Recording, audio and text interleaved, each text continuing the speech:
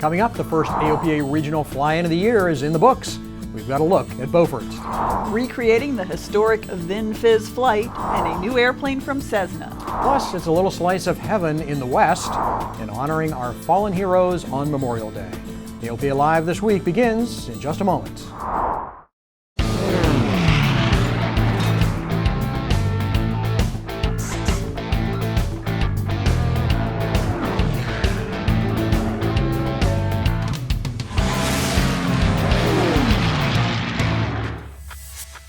Brightline, instruments for professionals.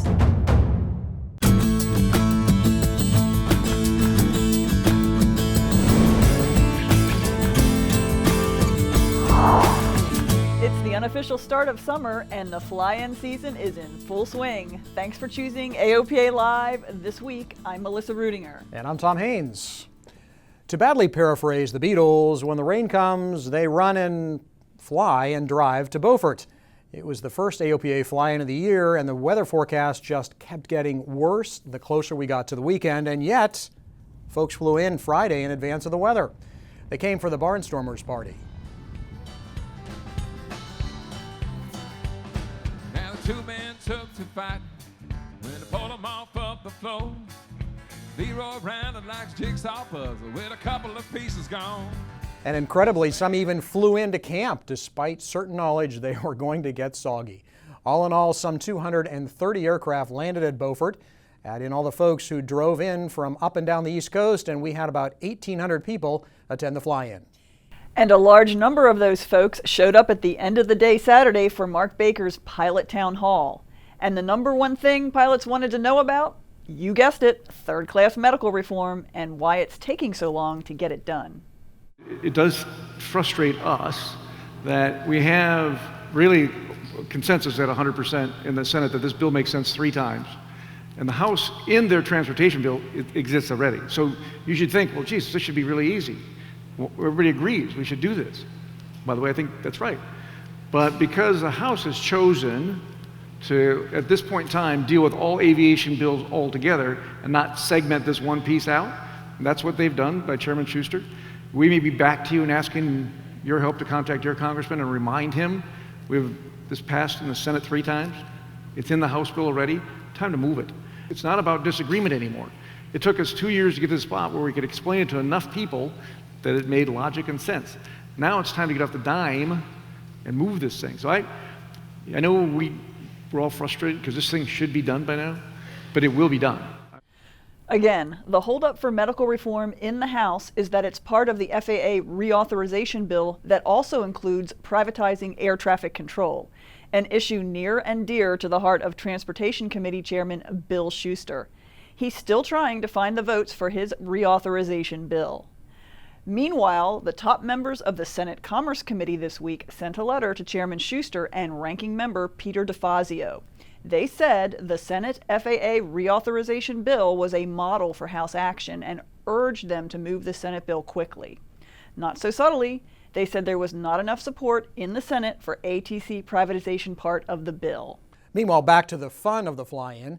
It's not unusual for unusual airplanes to show up for an AOPA fly-in, but we don't usually get them this big.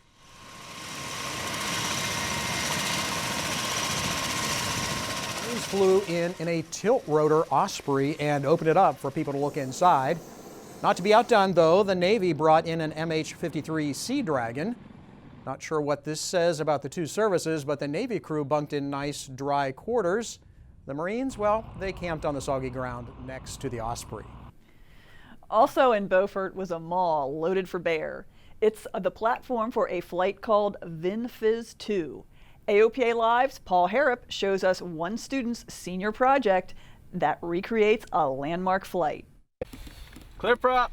Colin McDonald is a go-getter. For my undergraduate thesis project, I am recreating the first transcontinental flight flown back in 1911 by Cal Rogers. Yes, instead of a boring paper, Middle Tennessee State University is accepting a coast-to-coast trip that recreates Cal Rogers' iconic 1911 Vin Fiz flight. I'm going to go to New York and then out to Los Angeles following his original route. Instead of a right EX, Colin is in a mall, thank goodness.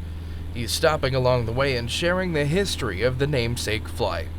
When Rogers completed this flight, aircraft in general were just thought of as more of a daredevil hobby or kind of a adventure in and of themselves, but they never were considered a suitable mean of transportation.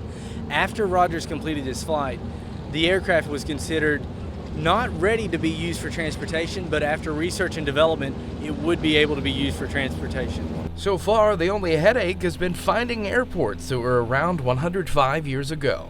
The biggest challenge trying to recreate the flight has been to locate the modern locations that correspond to the geographic locations of Rogers' first flight. And after Vin Fiz 2, Colin is ready to go take on the world, or at least go out and help it. All of this is in preparation for the 22-year-old's planned career in missionary aviation. But he's already on a mission with Vin Fiz 2 to spread the message of aviation to millennials. The future for aviation it's starting to broaden really well because you've got a lot of elderly pilots who are getting ready to retire, and it's going to open up all kinds of opportunities for the next generation of pilots. Let's hope they're all as go-getter as Colin. Paul Harrop, AOPA Live. Thanks, Paul, and our very best wishes to Colin as he continues his trip. You can follow along at facebook.com/VinFizFlight. That's VINFIZ. Icon Aircraft is laying off workers. The company said this week they are slashing the number of aircraft they plan to deliver this year. They've laid off manufacturing workers and will make major changes to its controversial purchase agreements. Icon said it will deliver 20 airplanes this year, down from 175 earlier predicted. It eliminated 60 full-time jobs and 90 part-time contract positions. Icon currently has about 160 workers. Now, Melissa, I know this sounds like a real setback, and it is, particularly if you're a position holder, but it's not the first time that we've seen new companies, new aircraft companies, struggle. I remember when Cirrus started and when Eclipse started, both of them, we nearly lost the companies. In the end, of course, Eclipse did declare bankruptcy before they got up to any kind of reasonable rate. Cirrus, though, back in the late 90s, they really struggled to get from the certification through the certification, then ramping up production takes major infusion of cash. So we're all hopeful that Icon can maybe follow that path of Cirrus, and they'll get through this in a way that allows that airplane to survive, because it's pretty innovative. Nobody ever said innovation would be easy in aviation, but we're glad folks are doing it. Yeah, that's right. And now, for the first time in decades, there is more than one airworthy B-29 Superfortress.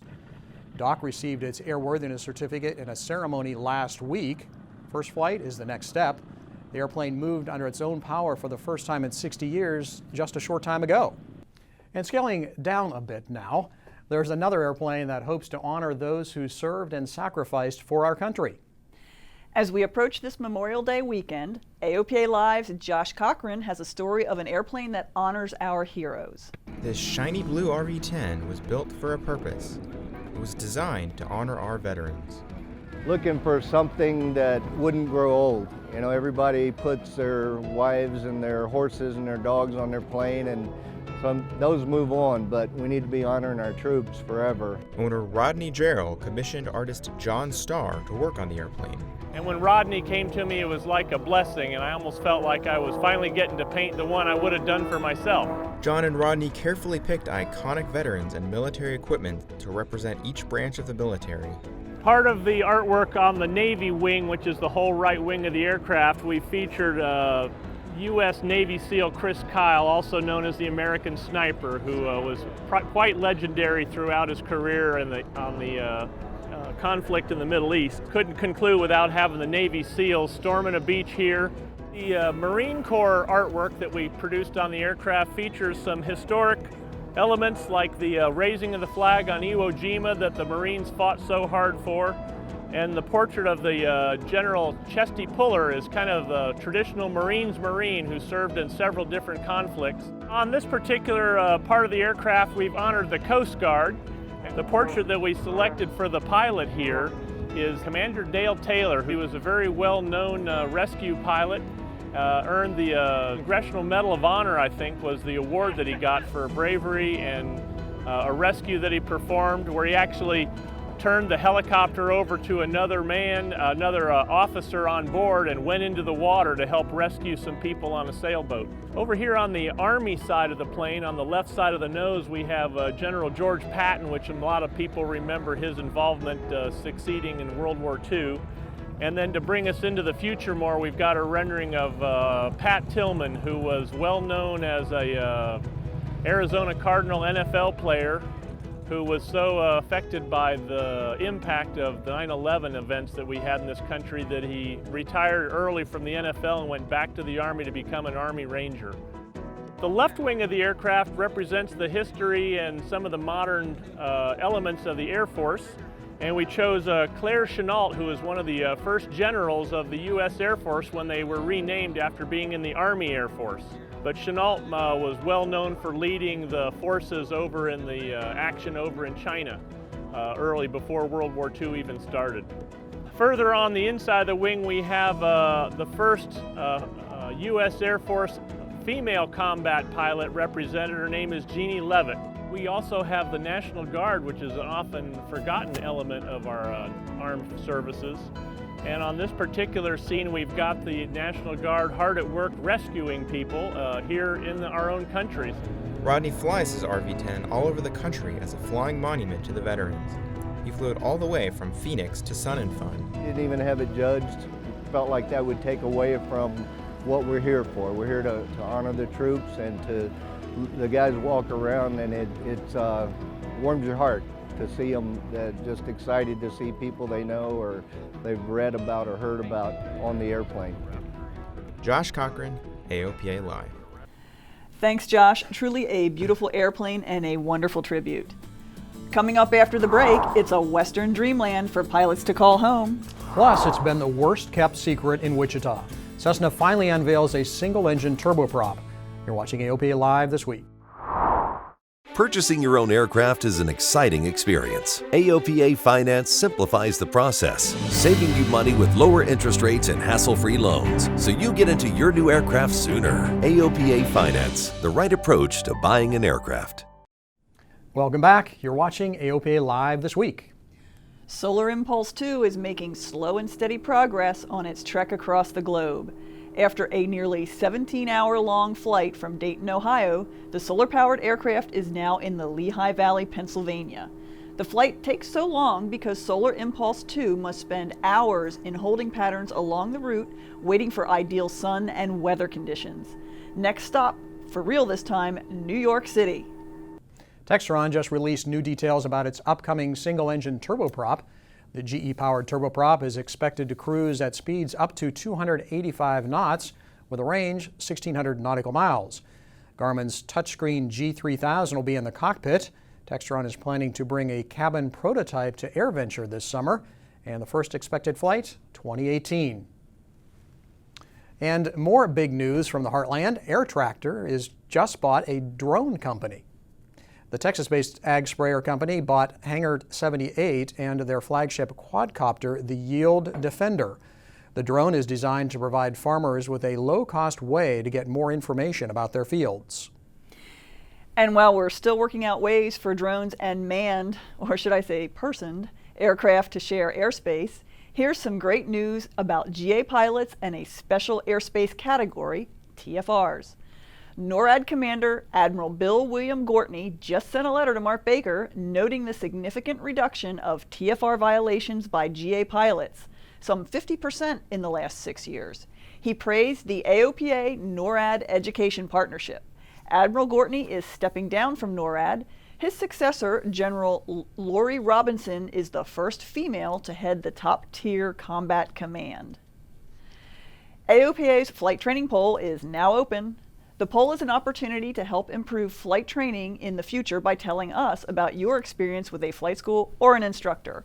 Your feedback shows us who is the best of the best in the flight training industry.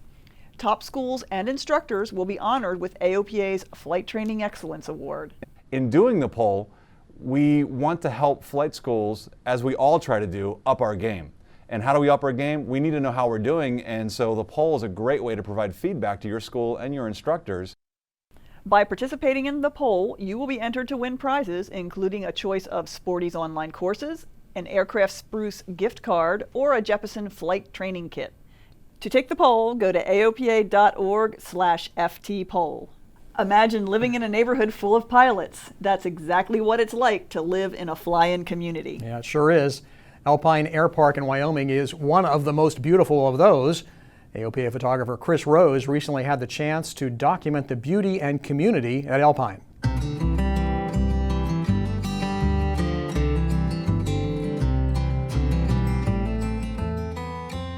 We chose Alpine because we wanted good summer weather, number one, and this climate is about as good as it gets in the summer months.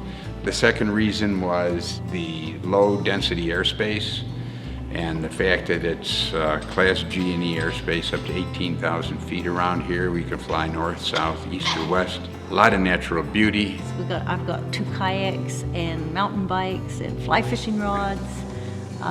There tends to be a lot of that equipment in every hangar. Right here is everything you could possibly want to do for the outdoors. Everybody seems to want to get along and has a sense of what needs to be done for the common good. I think also they all take pride in this place. They feel so lucky to live here, and so everybody seems to feel a genuine investment in having the kind of community that just makes people want to come and spend a lot of time here.